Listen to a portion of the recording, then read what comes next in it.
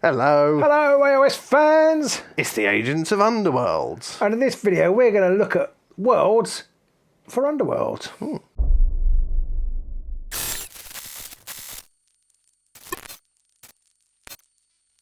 Little quick video we want to do about Underworld worlds, just to talk about the results and our thoughts on the whole thing, really.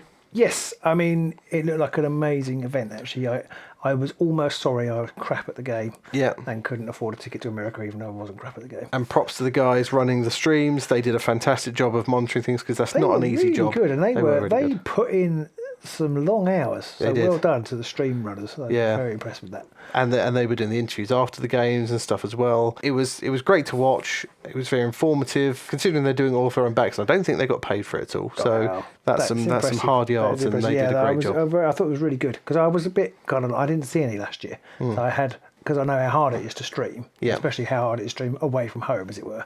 And then in a large hall, I thought, it probably won't be that good, but actually it was really I was good. actually properly riveted, but again, as usual, didn't quite have time to watch it all. I found it quite hard with family life going on. I did watch the final whilst I was doing the ironing, cheering on Nurgle. Perfect. Come on, Nurgle. Spoiler, Nurgle won. And it was a really good game against Elethane Soul Raid at the end there. They were both really close, so it was one of those things where it's like, if something had gone slightly different, could have gone a completely different direction at any point. My highlight, I have to say, of the whole thing was the Games Workshop streaming video thing they did of the thing, and they had Harry. Oh yeah, Harry, one of our patrons, wearing the shirt, wearing his t-shirt. That was like brilliant. Like, we weren't even in the shot, and we were still excited for Harry and to see a goblin. I have to say, one of my earliest highlights of watching it was, I think one of the first games they streamed was Velmorn against the Heralds of Kurnoth. Okay. I was like, Velmorn at Worlds, fantastic, and they didn't do too badly either. No, you've given me a good segue there, because I think one of the most impressive things about the world was how varied the warbands were, and even how varied the warbands and the deck selections. I mean, there are some obvious choices, but there was all sorts of things going on. Yeah, Mollog, there was quite a few Mollogs. I think they were one of the most... Mollog and Grimwatch were pretty heavy. Yeah. Thorns were pretty heavy. Yeah, but there weren't. It certainly wasn't a Dromination. No, like it was last year. Not at all. But also you still had your classic PP and your Emberstone Sentinels and Pillage and Plunder. That was going on a lot, and there were lots of decks. Yeah, we have the stats here of all the decks. BA was one of the highest. BA and PP were joint top with 27 showings each. Well, exactly. But there were also a lot of people playing sort of BA and DS. Yes. Deadly Synergy. Deadly Synergy, I think, is really she kind of showed it. It's really shaken up the meta, and it's a really interesting deck that gives new options. So I'm really pleased to see that working out across the however many games there were, 11 billion. It's interesting to see that BA, despite having Annihilation, which I think most people don't bother taking, which weakens the objective deck side of things considerably, BA was still joint top with 27 showings. The power cards are so good. The power cards are fantastic. That and Emberstone Sentinels, for me, have some of the best. I'd love to know how many of those 27 ran Annihilation. It would be interesting to see. And we do have the deck list, but if we could be bothered, we might go back and look through that. And if I do, I'll ping it up down below as to how many there were. But I can't see it being a lot. And I would question how many people even scored it. No. One thing that it does show, and it does annoy me a bit, is that PP is so strong still that it was it was top joint top for the objectives, I think. Nerf cards. I mean, Countdown to Cataclysm has seen its stars waned after its. It has been quite heavily nerfed though, so Wreckers is a lot less reliable than it used to be. Yeah, it makes me think that possibly they need to bring back the whole guard stagger mechanic that they had in the old game, that if you have a guard token you lose your stagger counter, if you get a stagger token you lose your guard counter, and if you have a stagger counter you can't delve, and that might then enable them to unblock some of the PP cards because they're just going to be harder to score. Yeah, I've no idea. I mean, that feels a very sensible thing to do. I've no idea whether it would just make it so much worse that people just wouldn't take it anymore. I'm not sure, but it didn't feel like it should, because it would stop people. Some of the objectives are very easy to score, and it would stop people going on guard while sitting on a treasure token going, well, I can flip this all day now. Yeah, exactly. It doesn't matter how many stagger tokens I get, I'm on guard, you can't knock me off of it. Yeah. So that would stop that kind of thing happening. Especially now also you've got extra tokens. Yes. In the form of the Garanis tokens. I don't know how many people played the Garanis board. I'm guessing if you play PP you wanted that. Yeah. Because you wanted to, I guess if you're playing Wreckers, you may not want it, but other than that, you want that card to go up as far as you can so you can get all the... Getting 4 dice on your save or a 4 dice improvised attack was always nice. They did have a quite strange ruling that if you play with the Emberstone board, you didn't have to play with the Garanis tokens. Yeah, if you played Emberstone, no Garanis tokens on it. Which has kind of left us in a bit of a hole, because we had our club night the other night, and I was like, well, what rules do we play? Because the rule, we feel like... Cause the rule book clearly states these that are double-sided. It doesn't actually say... It doesn't say you can play, but it says these are double-sided for playing. Yeah. So it's kind of like, well, that... And they ruled... fair enough. They ruled that if you're playing the Emberstone board, you don't play with these. That's an interesting choice. And actually, it's possibly one I prefer because it gives you a very definite option which board to pick, and you might build with certain things in mind. Yeah, the Nurgle player in the final, he took the Emberstone board. He didn't want these kind of things hanging around, mostly because he was in your face, smash you to pieces. Also, if you've got fewer fighters, you don't want these tokens because you don't want, if you're playing against a Horde band, you don't want somebody sneaking around the back and picking up 3 glory. Yeah.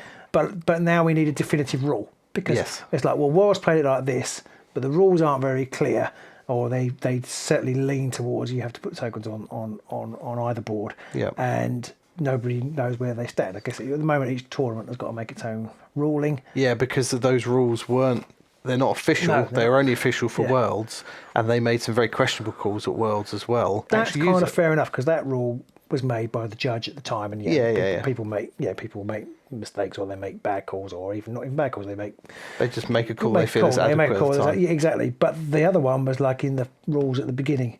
So that was like a proper decision somebody thought about. Yeah. But now, that's fine if that is the decision, but we just need to know so that we can all play it. Because you get somebody who doesn't know about Worlds, and they're like, oh, but why can't I? Or or even people who do. Like, well, I think it's a really good decision, and somebody else thinks it's a terrible decision. It's like, well, they argue over it. I'd like them to change that. Yeah, I think the split of decks does highlight a bit of an issue with balance on the deck side of things. There were 5 decks were over 14, 3 decks were over 20, but there were 5 decks that were under 7 or 6 or under. So RF, EK, RS. And one deck that's not there at all. Yeah, so I feel like it definitely highlights some decks are just bad right now. Some decks are just overpowered right now, and I don't like them having to constantly restrict more and more cards because you're going to end up with about 6 cards left in a deck. Yeah, it was interesting that Wrecker's Fury came back a little bit. Yeah. After its serious nerfing. I kind of feel like... It still only had 6 showings. It's going to be... Yeah, well, I think probably if it had been 6 months ago, they'd have had none. Yeah, that's true. I kind of feel like it's going to be impossible for them to create equally balanced decks. Yeah, true. Especially as people are very good. And I know there are some obvious things like the delving. It's like, well, why is everything in there? You can delve. You can score it in 3. 3 back and forths. 3 power sticks. It's like, that's nuts. But they're, I think some things they don't quite realise till people play in anger how good something is, or even like a small tweak can change things. New cards or whatever. Yeah, I just feel that there's always going to be some imbalance. Yeah. But I don't know how they bring up the worst the worst decks. I don't know. No, I don't. Without making really fundamental changes to the plot cards that they come with or things. I mean, like Realmstone Raiders, they could definitely make better. Yeah. By just making it a little bit easier to actually. It could be whenever you attack someone. It doesn't have to be a successful attack or something. And also, I think it probably should be every time you raid, rather than every time you raid a specific type of card. Yeah, possibly. And then it suddenly opens up some options, and it makes the cycling through more interesting. But that's not really what we're talking about, because that wasn't even at Worlds. No, it wasn't even at Worlds. I think that whilst there is a bit of a divide on the deck side of things, the Warbands was much nicer of a spread. There were a few Warbands that didn't show up at all, but there weren't many.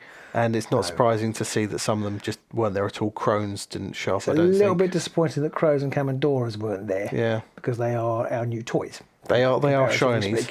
And I can understand that Kurnoth Hunters and the Blood of the Bull were there because they're the new stuff, and people probably wanted to play them. And I think on the page they're better than the other 2 Warbands. The Kurnoth Hunters actually placed really well. Must have been a very skillful player playing those. It was a very nice deck, and we tested it out. We've recorded a game which is going to be on Patreon, and it did pretty well on there too, so it'll be worth checking out. Piloted by an idiot, so it must have been a good deck, but they did surprisingly well. You were very, very pleased that Wormspat gave a good showing across the board. Yeah, I think Wormspat are just They're just really strong right now. Their stats didn't improve massively from the previous version of the game, but I think because everybody generally has a bit more wounds now, and they still have the damage reduction, that's a massive boost for them. If you've got a longer tail for it to work on, but in the old days it'd be like 2 attacks probably most. Maybe, yes. So you've only got 2 opportunities per fighter to trigger it. Now you're looking at 3, possibly even 4. Yeah. Especially if you, and that just massively increases the chances of you triggering it, which then means it's 5, which means there's even more chance of triggering it again, kind of thing. Yeah, and Fecula goes up to 2 shields now instead of 1, so she's a bit tougher as well. That helps a little bit more. So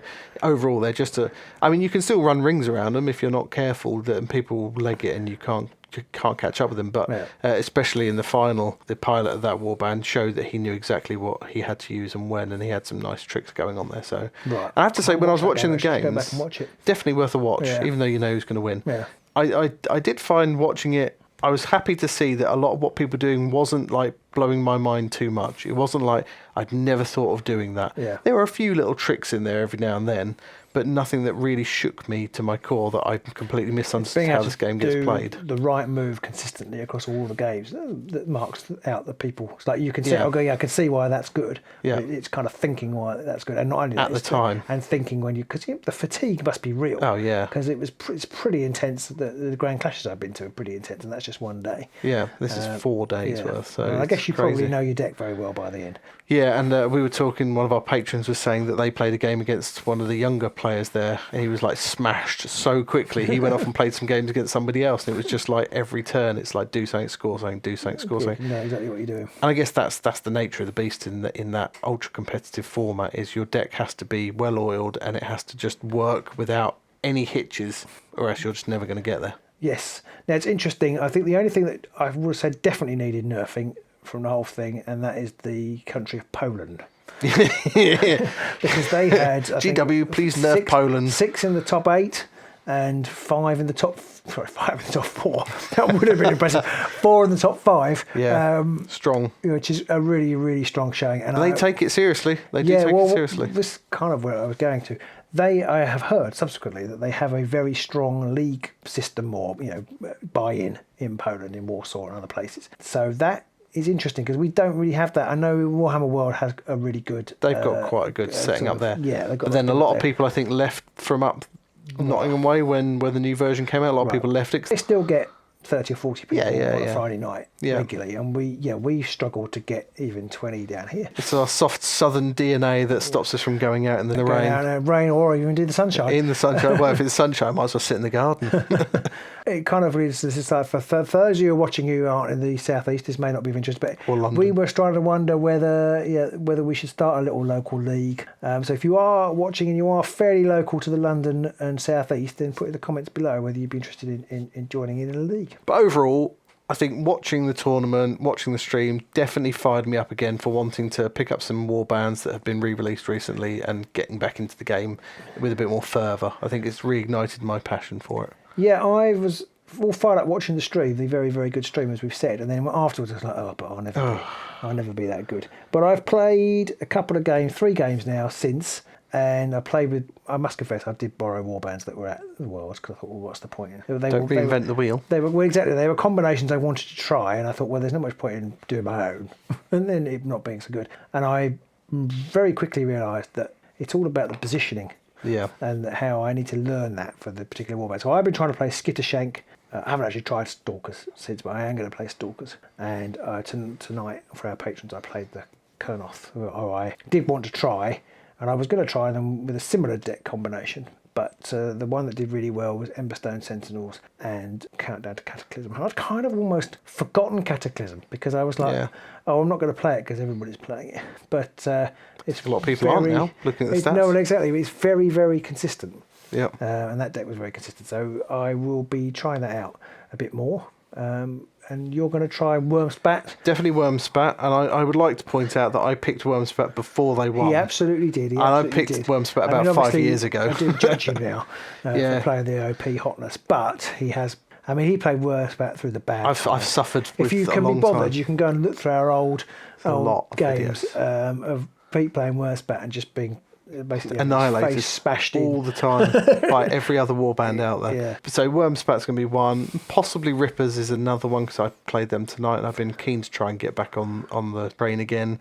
Exiled Dead are another one that interests me. Yeah, you like the Exiled Dead. Yes. Maybe Velmorn if Rippers don't really do it for me. I might go to Velmorn possibly. Yeah. I do like Velmorn, and a lot of them start on 2 shields now, which is quite nice. Well, I'm going to try and focus on those 3, except when obviously occasionally I'll have to play something different for the channel. But try and see what I like. Actually, the 2 of them I'm going to play have got the same deck, not the same pairing. So that will be a bit easier. So yeah, overall, really happy with how Worlds went. The only complaint I really have about Worlds, one is that it was in America. Sorry to all the Americans who might be watching this. I'd quite like to see it come over to Europe or England. I mean, I think it did start in England. 3 things in the US. Yeah, I think it's time. And GW did mention somewhere that they were going to announce soon where it would be. Yeah, so I hope it's somewhere else. Just logistically, politically I hope too, but logistically it would be good if it was somewhere else. Yeah. And I guess Europe is the obvious choice. Yeah, somewhere mainland Europe would make sense on that front.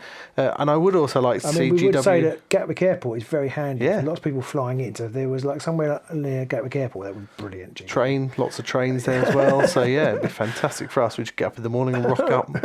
The other thing I would like to see GW do is give it a bit more attention. Like a lot of the photos they've been sharing recently of Worlds have all been like 40k AOS, 40k AOS. Like, where's the Underworlds? Yeah. Show the Underworld side some love as well. And also, get your act together when it comes to locking things down before Worlds. Don't release a bunch of stuff 2 weeks before Worlds and go, this is all valid. We did talk about that before the tournament, and I think that was kind of shown in the distribution of Warbands, which is quite good. But yeah, I bet there were people there thinking, if only I know there were people who thought, if I had a bit more time to practice, I could have really got this how I wanted it. As it is, I've kind of had to just hope for the best a little bit. Which is a shame. I mean, not everybody went and had a great time, but it would have been nice if everyone could have had a better time because they all picked the things they thought they could. You hadn't had a lot of time to test. Yeah. And if you got there and discovered that actually there was 1 or 2 cards that didn't really work, then you basically, every time that doesn't work, that's a sour taste. It's another little slap in the face. Travelled wherever you've travelled from to get there.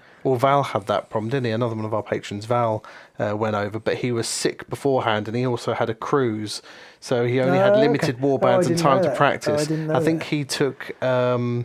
He took the Gnarl Spirit pack, and I don't think he did too badly with it, but again, it was one of those limited amount of time to practice and really hone things. So obviously after he'd submitted his deck, he possibly then had situations where he's like, I'm not sure I would take this one or do that now. But time permitting. I feel like if they'd have just locked it off beforehand, granted he wouldn't have been able to take Gnarl Spirit pack, but whatever he was taking, he would have had a good 6 months of time to practice with. So I think I've talked about it before on stream, but just basically they should lock it down the 1st of October and say this is the World Championships for this season, for the Spitewood season. Here's a load of shiny new stuff coming out for everybody who's not going to Worlds. But this is the Spitewood season. You're going to be playing with that because that's what you've all been playing with. Exactly, yeah. They might tweak it a little bit, but they should do that in September. I think so. With the FAQ or whatever. Yeah. So that's our thoughts on World. It has inspired me to play the game a bit more, and I kind of want to get more people into the game. But that's another reason why GW should show some more love to the games. I mean, it would be good if they had more games on stream themselves so they could show little bits of it so you could see how good the game is, because it did strike me watching the Mortal Realms stream how good a game it is. Yeah, it is a fantastic game. Good to watch, and people making really good tactical decisions. The cynic in me says GW push AOS and 40k more because they cost more. They cost more, and they have got a bigger following. And they do look nice on the tabletop, but I still think this is the superior game. But I don't know. I haven't watched any, if there are any. I'm sure there are some streams from the big games. So well done to everybody who qualified. Yep. Particularly well done to the top 16, and I guess particularly well done to the winner and to Poland. And to Poland, well done Poland. Kicking the rest of the world's ass. Yep, and well done again to the streamers for their tireless effort to make it so enjoyable to watch. Yep, and well done to Manti and Harry, who both won tickets from our golden ticket events in 2025. Hopefully, haven't heard anything yet, but hopefully we'll get some in 2026 as well. And we are looking at running a tournament in the southeast around the end of February, I think the 21st of February. Somewhere around there. So look out for information about that soon. So let us know in the comments below, did you go? Did you enjoy it? Were there any complaints that you had about it? Or did you just think the whole thing was fantastic? Did you watch the streams? Do you think they did a really good job? I think they did. Yeah, let us know your comments and thoughts and opinions about it all down below. So until next time, please do consider clicking that like button. And click that subscribe button, because we get only half of our views from subscribed viewers. The more subscribers we have, the better it helps the channel. Absolutely. We'll see you soon, somewhere in the Underworlds. Bye!